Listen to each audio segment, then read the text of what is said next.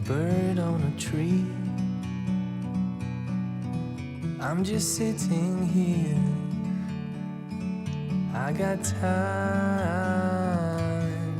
It's clear to see. From up here, the world seems small. We can sit together. It's so beautiful, you and me. We meant to be in the great outdoors, forever free.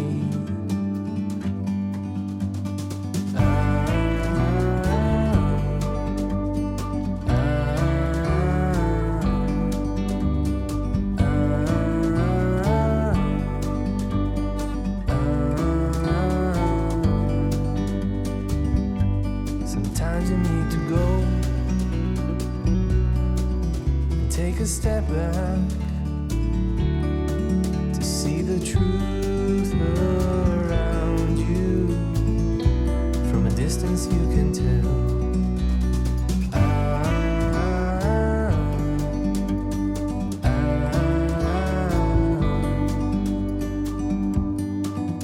You and me were meant to be in the great outdoors, forever free. You and me meant to be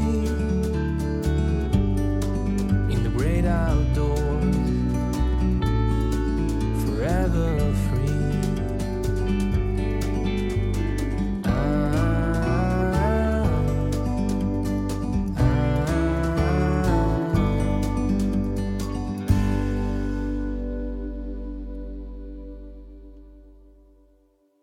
부상의 어떤 우두머리였던 김봉돈이라는 분의 그 공적을 기리는 비를 세운 곳이래요. 원래 여기 있던 곳이 아니라 다른 쪽에서 이전에 왔습니다. 잘 아시겠지만 1894년에 이제 동학 농민 운동이 일어납니다. 그때 홍주성에서는 자체 인력으로 그들을 진압할 수 있는 힘이 없어요. 그래서 이제 보부상들을 동원을 하죠. 또 그 사람들의 도움을 받고, 그래서 관군하고 보부상들하고 힘을 합쳐서 그 동학군을 이제 물리치게 되는 거죠. 그렇죠. 그래서 이제 거기서 그때 이제 보부상들에게 이제 그 시장에 대한 어떤 뭐 관리권, 지금 말하자면 뭐 면세권 뭐 이런 걸 좀 특혜를 주는 거예요. 그래서 그렇게 하다 보니까 상인들하고 당연히 갈등이 있었겠죠. 그래서 그게 이제 그 사람이 원수처럼 동학군들에게 여겨져서 나중에 좀 비참한 최후를 맞게 되는데, 이야기 들으니까 다른 곳에서 관장리라는 곳에서 이제 됐답니다. 그 자세한 내막을 이제 또 우리 또 박 소장님이 아시니까 그 설명을 듣도록 하겠습니다. 네. 오늘 이 비석을 또 보니 참 무량하네요. 왜 그러냐면은 이 김병돈이라는 사람은 이제 정식적으로 구한말에 무관 출신이에요. 그래서 무과를 합격하고 했던 사람인데, 이 사람이 이제 발령을 자기 고향 이제 홍주로 왔는데, 오자마자 이제 동학혁명이 일어나니까 일본군도 들어오고 이분이 이제 곳곳에 동학군 토벌을 굉장히 많이 했어요. 많이 하는데 이제 동학군들이 흩어졌다가 다시 모여서 관장리로 모였다가 한양으로 진격을 했으면은 판세가 달라질 것인데, 관장리는 예산에 신례원 거기에 내포 지역 최대 동학 농민군들이 모여서 진로 결정을 하는데, 홍주성을 아예 점령하자 해서 방향을 상경 방향이 이제 하경 방향으로 이제 틀어져서 홍주성, 제가 오전에 처음 설명했던데 홍주성 공격으로 이제 간 거죠. 가서 이제 패퇴하게 됩니다.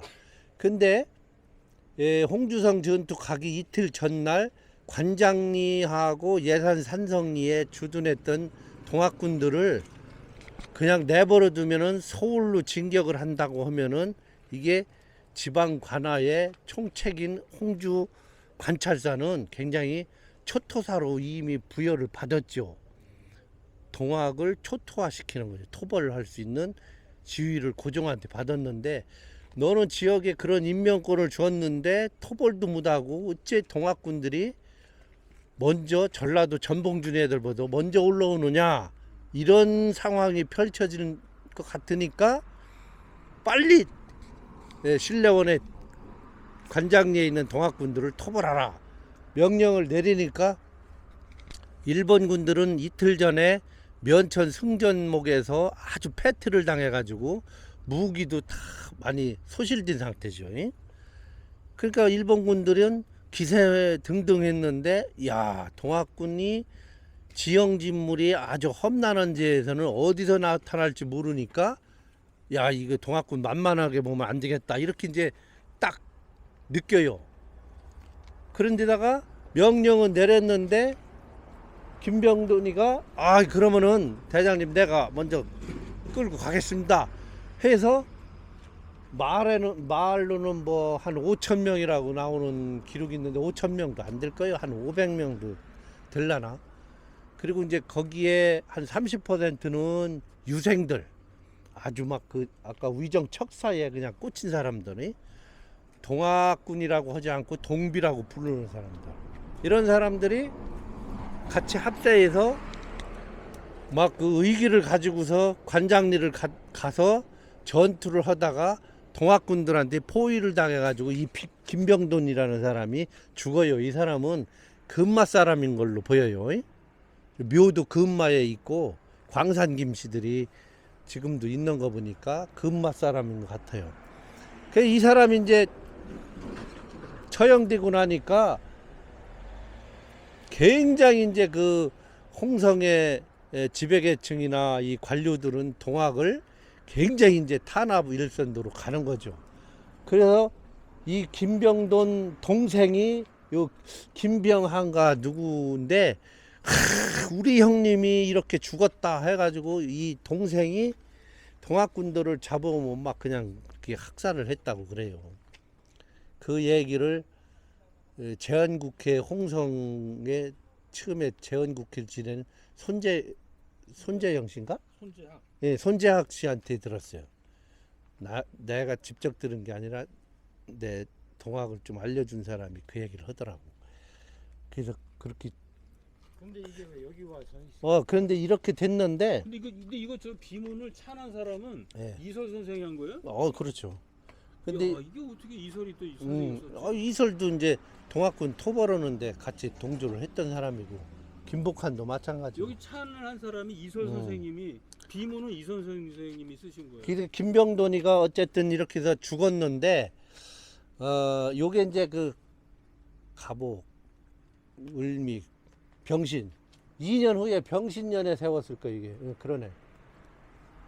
병신년에 세웠는데 동학을 다 토벌하고 이듬해 동학 토벌에 공로가 있는 사람들을 정부에다가 다 포상 신청을 다 했어요. 그 김병돈도 다 받았어요. 다 받았는데 각 고을에 이승우 또는 군수 이런 사람들이 동학 토벌에 대해서 혁혁한 공이 있다 해서 막 비석을 다 영세불망비를 다 세웠거든요. 세웠는데 여기에는 뭐가 있었느냐면은 요 비석 세우기 1년 전에 보부상들이 이 상권을 동학군들한테 다 뺏긴 거예요. 그러니까 그 동학군들의 주력이 누구냐면은 제가 추측할 때는 백정들이에요. 그만한 사람이 없어요. 농사 짓는 사람들은 아이고 농사 지어야지 뭘 투쟁하느냐 이런 식이지. 뭐 물론 대중에는 좀 진보적인 사람도 있는데 이 무장 투쟁을 이끌어간 사람들은 백정들이에요. 근데 이 백정들이 이제 이 상권 여기에를, 그 다음에 아까 저쪽에 있는 그 공창 있잖아요. 그것도 다 장악을 하니까 여기에 대한 어떤 세고 공금이 될 수 있는 군량미라든가 여러 가지가 동학군들한테 장악당하니까 이게 이제 유통이 안 되는 거죠. 그래서 여기에 있는 동학군들을 토벌을 해야 되겠다 해서 제일 먼저 아까 말씀드렸다시피 보부상들한테 정보를 얻어서 기습으로 이쪽을 토벌해요. 그 당시는 우리가 저쪽에서 아까 얘기했는데 옛날 포구는 이쪽입니다. 여기 이쪽이에요. 그래서 포구가 외놈들이 여기도 기습을 하면은 이 뒤로 도망갈 수 있고 또 물길이 이쪽이 그 터가 좋아요. 배 달 수 있게. 이쪽은 이제 토사가 이렇게 차는 데가 아니거든. 그런 그 이점이 있어서 여기에 이제 포구가 발달되다가 장항선이 저으로 나고 그래서 새로운 시장이 저쪽으로 퍼지고 근데 동학 때는 하여튼 여기가 이렇게 주둔하고 많은 그 동학 세력들이 이제 장기전으로 가려고 여기에다가도 뭐 했을 걸로 보여지고 근데 그렇게 동학을 이제 토벌을 다 했어요. 음력 10월 7일 날. 그래서 이쪽 보부상들이 육군 상무사의 가장 물류 최대 시장이 어디냐면 광천이에요. 그러니까 육군이라는 데가 어디냐면은 저기 한산, 부여, 뭐 임천, 뭐 6개 군을 얘기하는 거예요. 그 6개 군의 가장 수장이 홍주. 그래서 홍주 원홍장 육군 상무사라고 이렇게 상무사라는 건 보부상 사무소가 상무사요.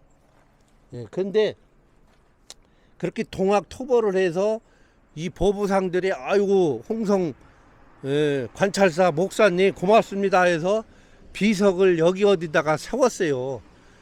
그게 부상 감의비요. 부상들이 홍주 목사가 동학 토벌을 해줘서 그 의의를 잘 동학에 이거를 차단시키고 토벌을 해줘서 감사합니다. 이게 이제 그 비석을 세웠는데 거기는 이제 보부상들이 볼 때 홍주 목사가 이런 일들을 했다라고 막 이렇게 업적을 막 기재를 해놨어요. 합덕의 동학군들 거기까지 가서도 때려잡았다, 토벌했다, 뭐 이런 여러 가지 내용들이 나오는데 저기 만약에 여기 비문에 보면은 네. 저 동학도 무리들이요 예산으로부터 직접 공주를 향해 가서 거기서 흥남 그 남비 남쪽에서 온 그 세력들과 합세해가지고 가면은 굉장히 위험할 지경이다. 그 맞아요? 그거는 이제 총괄로 봤어. 그러니까 이제 여기 사람들은 여기 내포 지역 사람들은 공주로 이제 남접하고 합세를 안 해요. 여기는 독창 단일 조직으로 폈고 충북에 있는 북접 세력들 의암 손병이는 아예 한번 2만 명을 뭐 끌어서 논산 소벌포로 가서 합류를 했죠. 예? 여기 있는 비문을 읽어주면은 약사, 수합, 도중, 유, 예산, 직향, 공주, 흥남, 비합, 비합세의 그 협공즉 이렇게 쭉 나와요.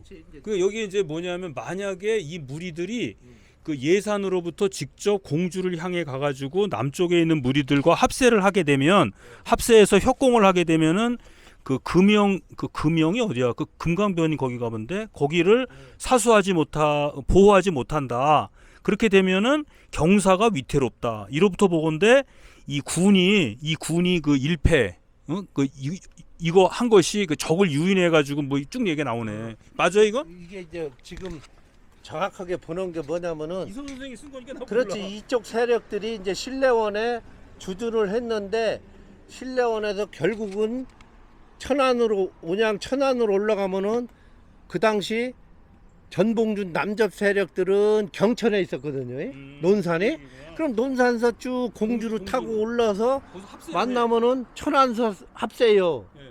근데 이미 천안을 공주에서 합세한다고 써 있더라고요. 그러니까 공주로 가서 일부는 부여나 논산 세력들은 그 공주에서 당연히 합세를 할 테고 유구 사람들 그러고서 이 사람들이 쭉 올라타고 오면은 이 내포 사람들하고 만나는 데가 천안서 합세를 하는 거죠. 여기 보면 여기 나오잖아요.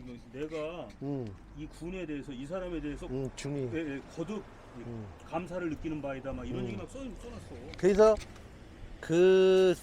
그거를 이제 결국은 합세를 해죠.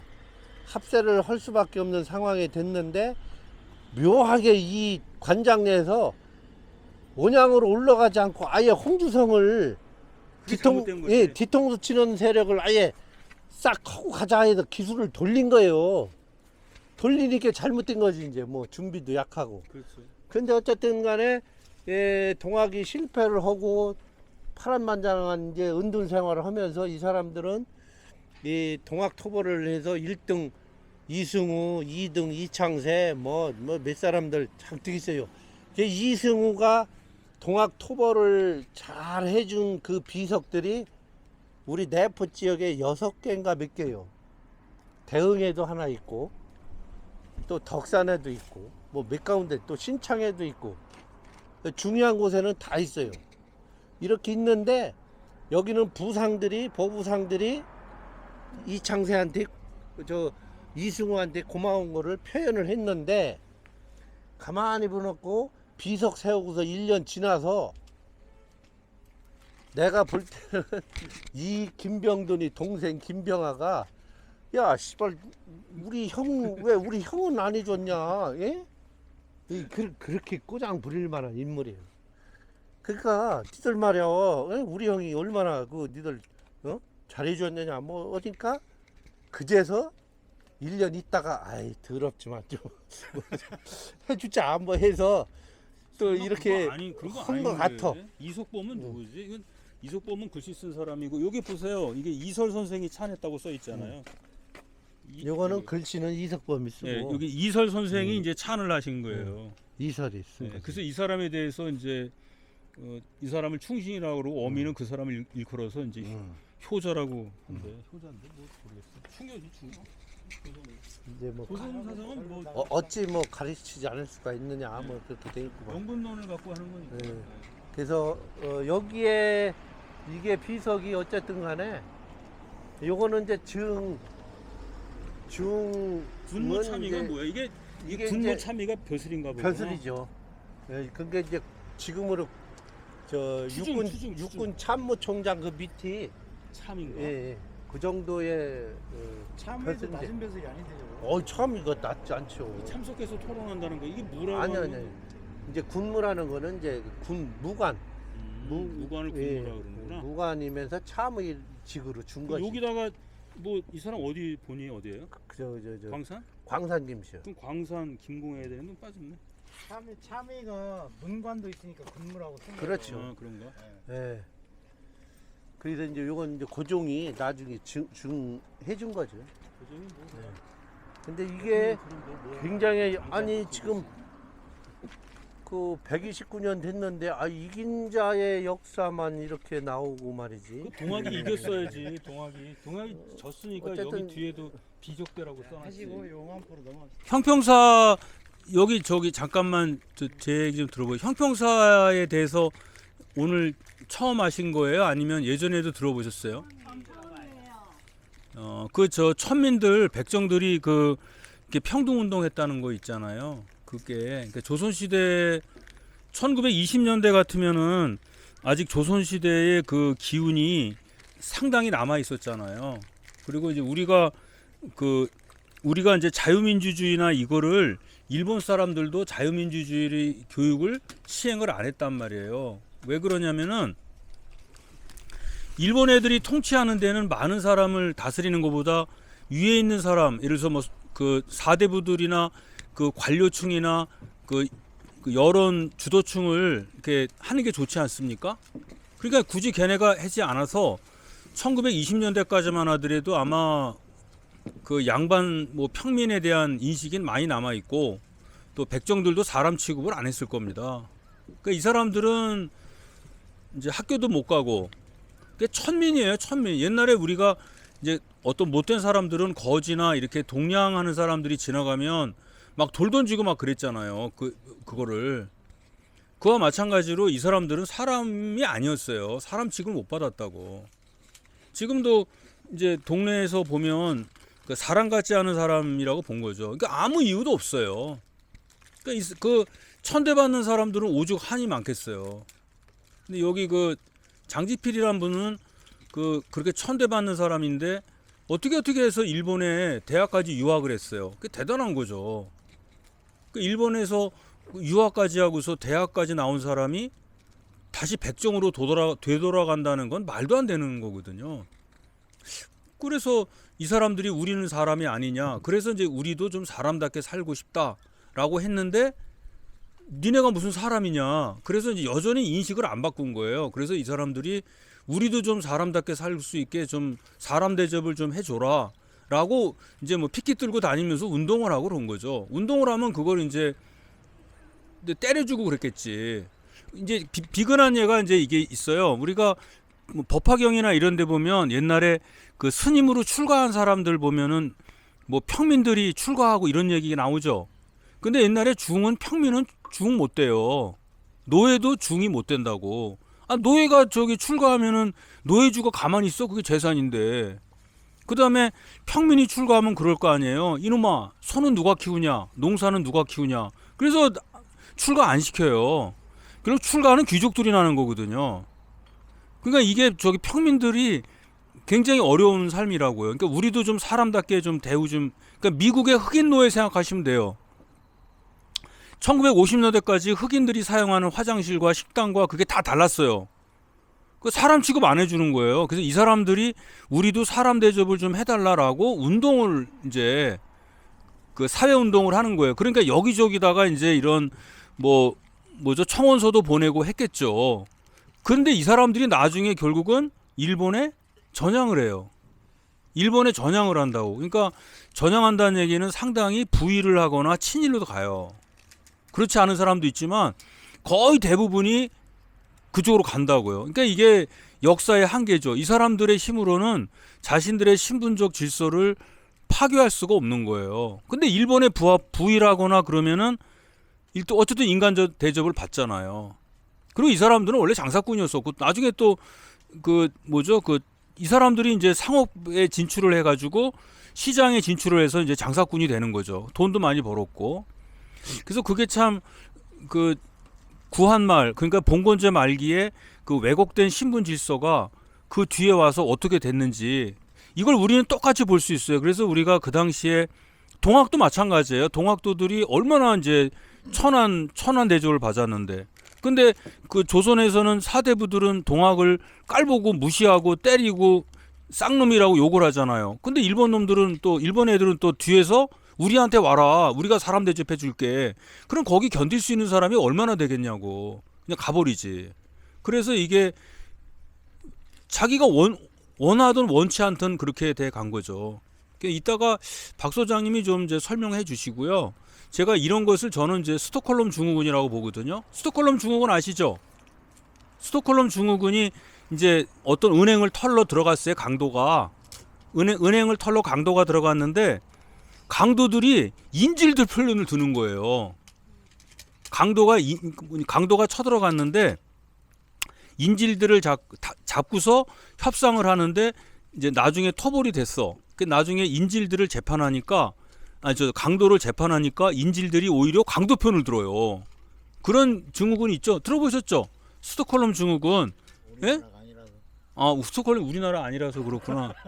그 증후군이 이제 이거하고 비슷하다는 거예요. 우리가 욕을 하고 우리가 욕해야 될 거는 친일파라든가 뭐 형평사원이나 동학에서 전향한 사람들이 아니라 그 사람들도 피해자야. 그 진정한 나쁜 놈이 어디죠? 일본 놈이지. 일본 놈이라는 거예요. 그래서 우리는 역사를 볼 때 자꾸 그걸 잊는 경향이 있어요. 그래서 그런 것들을 이제 마지막 시간에 좀 자리를 가져보고요. 일단 형평사에 대한 마지막을 뭐 소장님 뭐 얘기하실 거 있으면 하고 여러분도 질문할 거 있으면 하십시오. 예, 아마 지금부터 이제 말을 이제 조금 끊어서 이제 하시면서 이제 질문을 유도하시고. 사람 사는 게 참 차이가 많죠.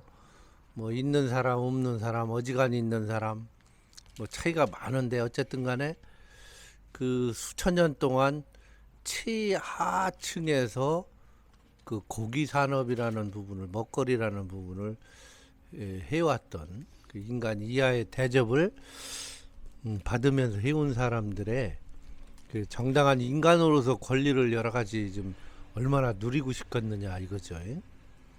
이제 그런 것이 1차적으로 근대로 넘어오면서 동학이라는 새로운 학문, 새로운 어떤 인간 존엄성 사상에 유포되면서 백정들이 이제 많이 들어와서 또 실천 운동을 했고, 그것이 이제 미완의 어떤 혁명으로 되다 보니까 일제 강점기 때 다시 그런 것이 뭐 여러 가지 국제적 환경이라든가 신사상 운동 여러 가지 흐름에 의해서 1923년도에 이제 그 조선 형평사라는 어떤 새로운 조직체로 등장을 하죠. 그런데 이 형평이라는 거는 어떻게 보면은 우리 인간이 살아나가는데 계속 형평이라는 부분을 꾸준히 해결해 나가야 될 과제 같아요. 평등이라는 뜻이에요. 네. 평등이. 평등. 그 정치에서는 너무 한쪽으로 치우치고 주장이 너무 세니까 영조 정조 때는 탕평이라고 했잖아요. 예. 탕평책을 쓰는 거예요, 뭐. 크게 예. 크게 평등하게. 예. 정치적 어떤 균등성을. 근데 이제 우리 사람 사는 데 있어서 가장 크게 그 좌우하는 것이 하나의 소유잖아요, 소유. 그죠? 예, 내가 내 땅을 뭐 백마지기 갖고 있는데, 거기를 경작을 하면서 많은 그 노비들도 건너릴 수도 있고.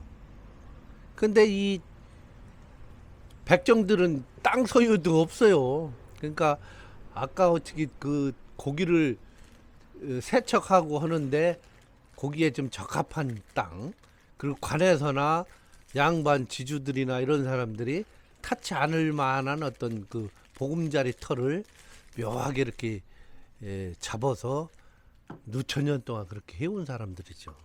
이게 아까 말씀드렸다시피 합덕이라는 데가 얼마나 그 백정이 한이 깊었으면은 먼 나라 가서 환관이 됐느냐고. 그래서 우리나라에서 불알 발라가지고 환관된 사람이 고유 지명으로 등장된 데가 합덕이에요. 그러니까 합덕이 그만큼 우강이거든요. 그러니까 우강이 딱 한자가 벌써 그 우강들이 서로 경작하는 것이 얼마나 장광했겠느냐. 그 몇백만 평이. 지금도요, 여러분이 그 한번 고독에 상국리나 용국리 한번 가보세요. 예. 아니 제가 거짓말이 아니라 이 주말에 차를 끌고서 고독의 상국리나 용국리에 한번 들어가 보세요. 그러면 낮에도요 길을 잃어버려요. 갔다 오셨어요? 어마어마하게 넓어. 이게 끝이 안 보여요. 지평선이 보인다고. 거기 그 땅에서 농사 짓는 게 그게 누구 땅이냐? 서울 사는 사람들의 땅이에요. 그러면 거기 있는 사람들이 여러분이 알고 계셔야 되는 게 소작인이 있죠. 소작인은 이 동네에서 사는 지주 같으면은 소작인이 먹을 게 없으면 겨울철에 쌀을 줘요.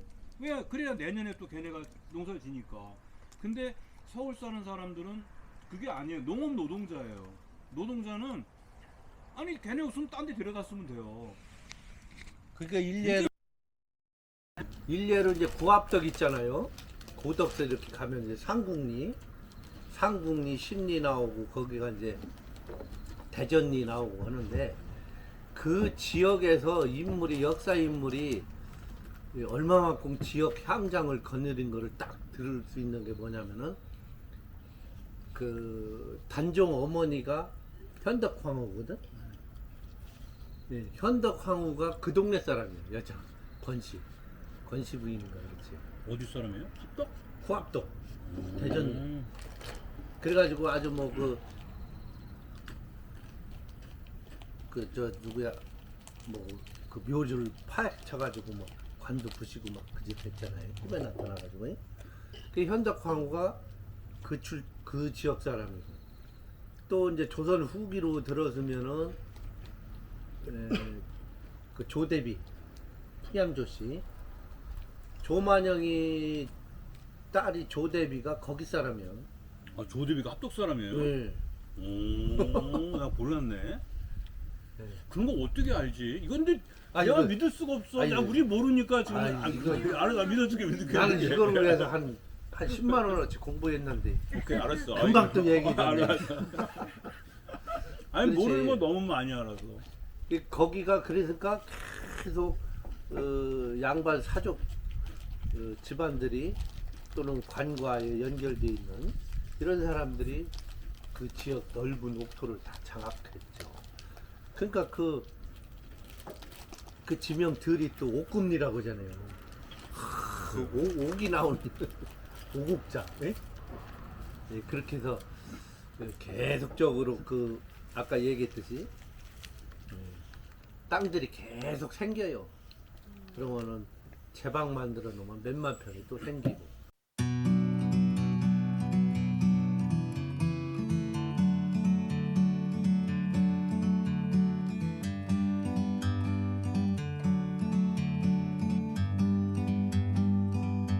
Like a bird on a tree,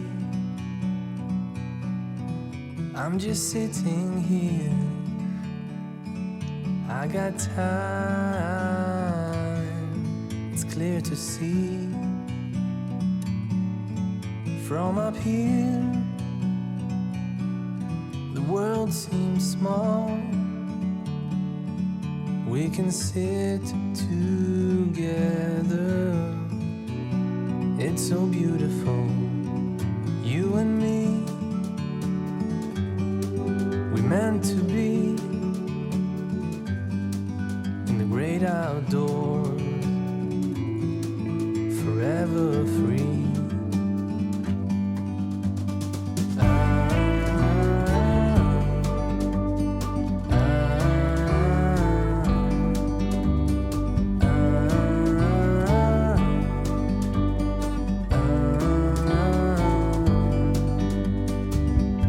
Sometimes you need to go and take a step back to see the truth around you. From a distance you can tell.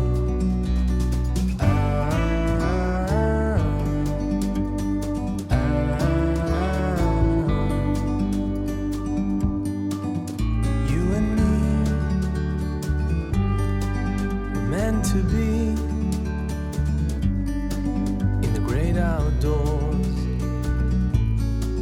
forever free. You and me meant to be in the great outdoors.